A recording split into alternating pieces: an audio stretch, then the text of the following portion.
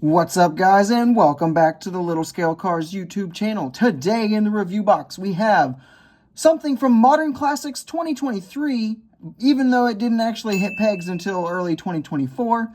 However, it's the Fiat 131 Abarth, and let's take a closer look at this one and see if it is worth adding to your collections. So getting things started with our casting, we can see that proportions are fairly good. I wouldn't say they're perfect. It does look ever so slightly off, but I'm not really sure exactly what part of it really kind of throws me off a little bit. But it's overall pretty good. There's the real-life car for comparison. So if we take a look at the actual engineering of said casting, a couple things to note. So the majority of what you see is metal, as you would expect with a Hot Wheels Premium. However, these fender flared sections down here, as well as the entire splitter right there, this is all plastic. And I'm not exactly sure how it works. I think it's a piece of the interior, actually. I'm not 100% sure what piece this is. Maybe it's an additional piece that they've put in there entirely. But regardless, that is definitely plastic. And it does not sit perfectly seamless. It looks better under certain lighting. So it's just something to make note of for sure. Up front, though, we do have all this nice detailing casted in. We have this kind of grille section textured on there, looking good. Headlights all casted in. Down the sides, body lines, intakes, little spoiler up top, all casted in. On the back here, the little gas cap theme bob here is casted in. You got the spoiler. And then full casting on all the little tail lights and kind of bits back here. For the paint and deco, we get this nice simple red, which does resemble one of the real-life versions of this car. There is a rally deco that came out as one of the Team Transport sets as well at this point. This, however, was the first edition, kind of the first release part of Modern Classics. But yeah, both decos I feel are good. This is the only one that I actually have. For our details, starting up front, we do get our headlights tampoed over their casted sections, which looks really good. Grille section done really well. Hard to tell, but there is a little Fiat logo right there, which looks really cool. As you make your way down the side, you'll see reflectors here, little logos there. These like intake sections are kind of got a detailed tampo as well. Window trimming on every window, very nice. This section here has been done with tampo. Again, there's a little logo there.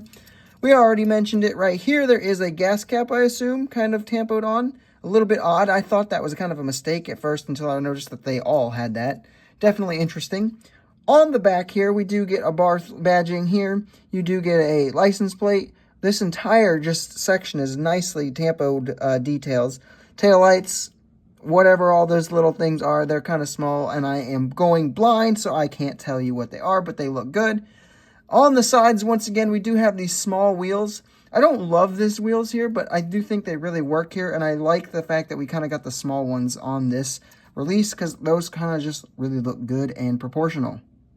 Moving into the roll test, it being a Hot Wheel means that it absolutely rolls, and it rolls just fine. Putting it on the scale, it came out to be 45.51 grams, so it definitely has some good heft to it. It's about on par with what you would expect from a Hot Wheels premium model. Moving into our pros and cons, the first big pro is that this is the only Fiat 131 Abarth in 1/64th, at least as far as I know, which makes it definitely the easiest way to get a 131 in 1/64th. The other big pro is that it just simply looks pretty clean. There is a few little things that I don't love about it, but those could be easily hidden with decos and liveries of various sorts and colors. So overall, pretty good as far as the pros go. One of those flaws that could possibly be hidden, though, is what I'm going to give it as the con, and that is these plastic fender flares. Now, this particular release, in certain lighting, you can really tell that it just does not look amazing. The darker red of the plastic does not blend amazingly well with the red paint. Not really sure how they could have fixed that, but I really wish they had done something because it does not look great.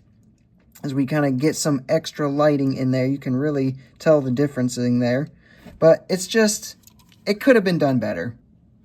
As a matter of fact, when you shine it with UV, you can definitely tell the extreme difference in there, as the plastic sections definitely glow in orange, and then the painted sections kind of stay their typical red color. Moving into some quick size comparisons, here we have it with the Hot Wheels Ford Escort RS 1800 Mark II and the Matchbox BMW 3.0 CSL.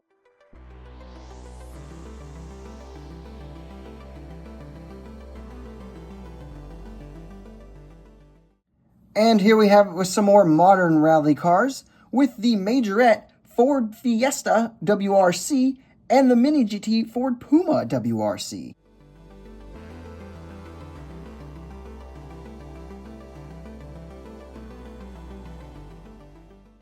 So with all of that out of the way, it is now time to give my final scores. The hype level on this one is going to get an 8 out of 10. I was personally very excited for it. My personal hype level was probably like a 9.2, but the overall hype definitely was pretty low. It was the easiest to find of that entire Modern Classics mix, definitely. Execution, I'm going to give it a 9 out of 10. The plastic fender flares are my only real beef with it. And like I said, those could be hidden with better decos that aren't all like a clean deco. If you were going a racing or rally deco, you would definitely be able to hide that a lot easier.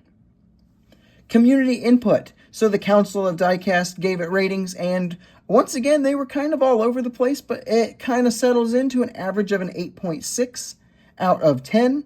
When we take these three scores and average them out, we are going to be left with an overall final score of 8.5 out of 10, which I feel like is pretty fitting for this release. Some people might even consider it to be a little bit high. The hype level for this just was not quite there. Like I said, easiest to find of the Modern Classics mix by far. And that was kind of surprising to me since it was a new casting, but I guess it just wasn't super exciting for a lot of people. The plastic fender flares could probably have been done better, and I think that kind of coloration difference could be why this one wasn't as hyped as some of the other releases from the mix.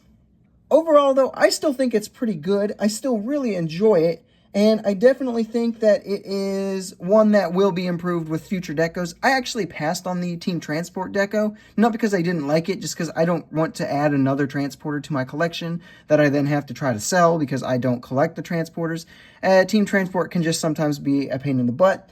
So I will collect more of these if they are released in kind of rally decos. I would definitely be a fan of that. I think most of you guys probably would too. So if you were to pass on this deco and get the Team Transport one, I think that'd be a good thing. If you still like this deco and you prefer it, like, good too. Overall, though, I think it's a good representation of the car, and I think it is definitely one that you should pick up. If you don't like this deco, pick up a deco farther down the line. So with that, guys, that will do it for this review. I hope you have enjoyed it. If you have, make sure you leave a like and subscribe if you are new. Don't forget to tell me what your thoughts are on this particular model down in the comments below, and I will see you in the next video.